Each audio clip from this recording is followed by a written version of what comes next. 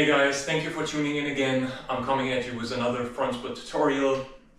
And little disclaimer, I'm not fully there yet, but I'm getting pretty close, working on it for 3 to 4 weeks now, but I already had the side splits. And I worked for the side splits for many years, so it's a lot easier for somebody who has the side splits already to move into the front splits. So that being said, I'm going to share with you today what I know about the front splits so far, and let's move right into it. Okay, the first exercise that we're going to do, or the first muscle group that we're going to stretch out always when we train for the front splits are the hip flexors. And I always start with this stretch. It doesn't matter where you put your hands, you can do it like this, which makes it harder, or you can put it on your knee, which I always do because I'm lazy. But yeah, it doesn't matter. You can do whatever feels best for you. It's a simple enough stretch, so no reason to overcomplicate it. So, and you see that I'm doing this minimal movement here. In Japanese, you would call that kokizami. It's rocking back and forth.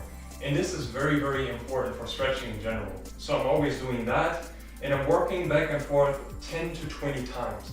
That's just how I like it. And then I move from side to side because that gives me a little bit of transition and incorporates, again, a great deal of muscles and muscularity. So it's better than doing the stretches facing the same direction. Okay, the next one that I always do is this one. And again, I'm doing a little bit of this rocking back and forth, this little minimal movement that helps strengthening but further deepening the stretch. So I do that. And again, instead of switching the leg in this position, I always use a transition like so to give myself a little bit of extra work. And let's stretch here. Also make sure to stretch your foot as well, which helps with deep squats. So that would be the next one. Then from that one, I always move into this one. This is a little bit advanced for the people who are not yet capable of doing that. If you lift your leg just a little bit, just slightly, that's absolutely enough. Don't sweat it. So I go in here and again, do minimal movement like so. And then again, the transition, right? Where I go on the other side. I'm super out of breath again. I think it's the weather here in Japan. Everybody who's been to Japan maybe noticed it already. Japan is very beautiful, but yet in summer, very humid. Okay, last exercise that I'm doing for my hip flexors is this stretch here. I think it's called the pigeon stretch. And here I really try to focus on good form, really get the perfect position and arch my back a little bit like this. And then when I reached kind of a point where I can be satisfied with the stretch in myself, I lift up that leg again, like in the previous stretch, and give myself a little bit of an extra stretch, like this. And let's do the other side as well. Again, I transition on the other side. It gives me a little bit more mobility work. I always do that with all of my stretches.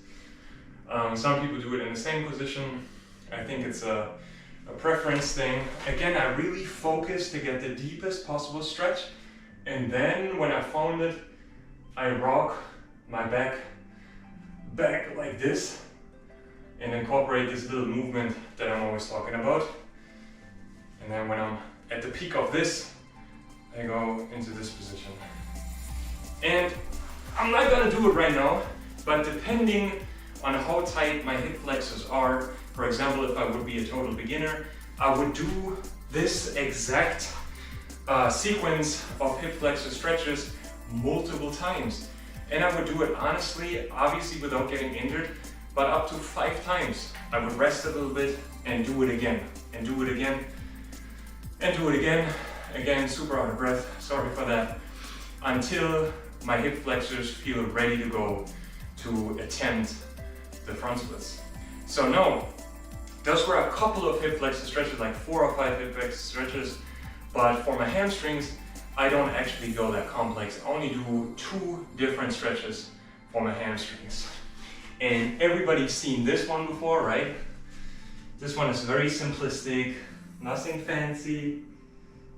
You know, try to grab my legs here. If you can go only to here, that's fine. Even only to here is fine. Just give your best, right? Mine is also not perfect, you notice. And I still have some way to go. Sometimes I alternate legs like this, right?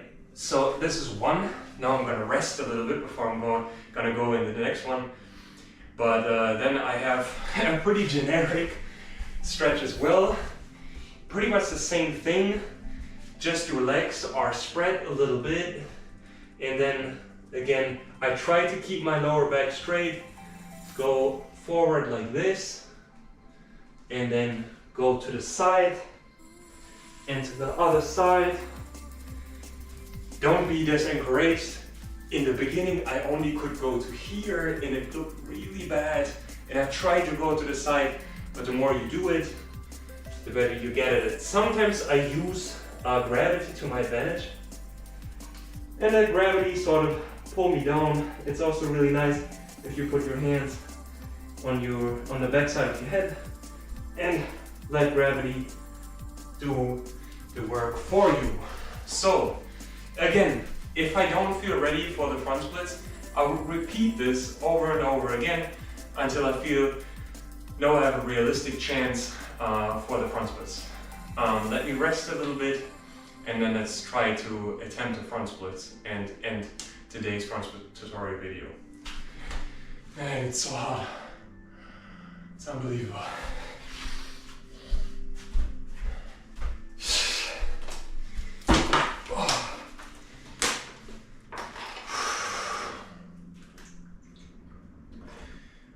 Boy, Japanese summer is killing me every year. You always think you're ready, but you're really not. And that's with the air conditioner on. I don't know what I'm more afraid of, the front splits or the electricity bill. Okay guys, let's attempt the front splits. Little bit information before we move into the front splits. What you need in order to do the front splits is a kettlebell or something similar to a kettlebell. Actually, you don't need a kettlebell, just something that you can grab a hold of. That in my case is a kettlebell, but you can also use water bottles, yoga blocks, whatever you would like. I like kettlebells because they're heavy and they don't tip over easily, and you can grab them here, you can grab them here, and then when you're ready, you can move to the floor. So 3 stages, that's what I like about kettlebells, and like I said, they're heavy. But you can use whatever you want to elevate your hand, to drop into the splits, into the front splits, with a straight body alignment and straight body position, because if you don't do that, the front splits are not gonna happen for you. That is the most important thing when you do front splits. Okay, let's go into the front splits. And already it feels horrible. Yeah. So I'm gonna try to grab onto the kettlebell like so, and then don't go too fast.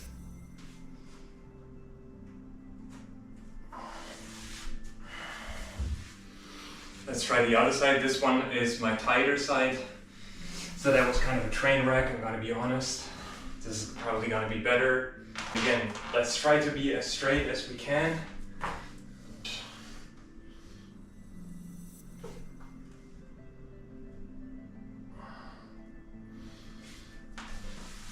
Okay, that's as deep as I can go today. I think I'm gonna do another attempt without the kettlebell. Let me just put it to the side.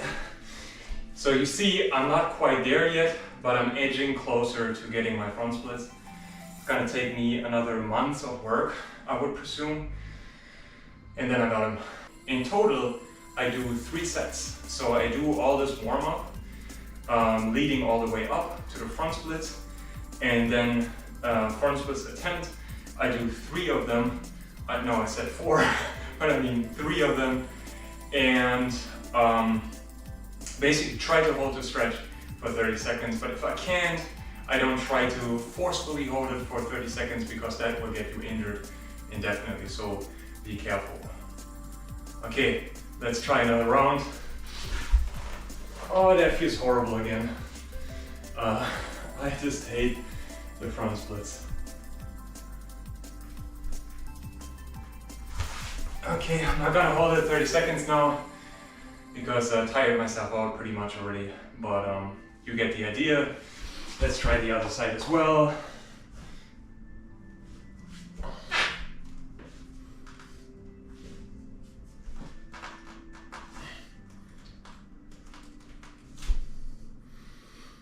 Pretty horrible as well.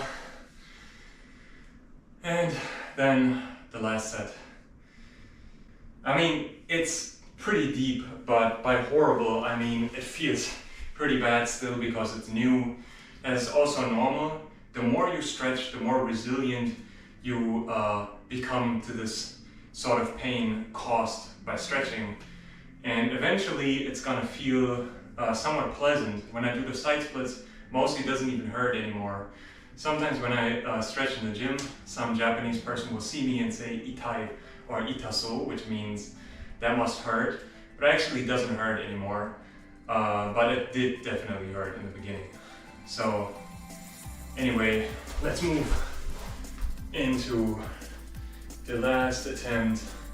Oh, that already feels a lot better. Okay, that's it on this side. And let's move to the right side.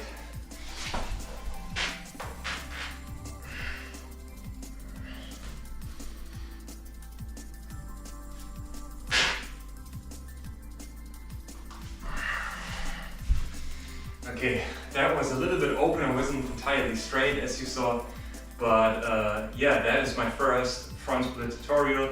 I think I will have other front split tutorials on my channel as well, and I think their quality is going to increase with time. So thank you for watching as usual, and see you in the next one.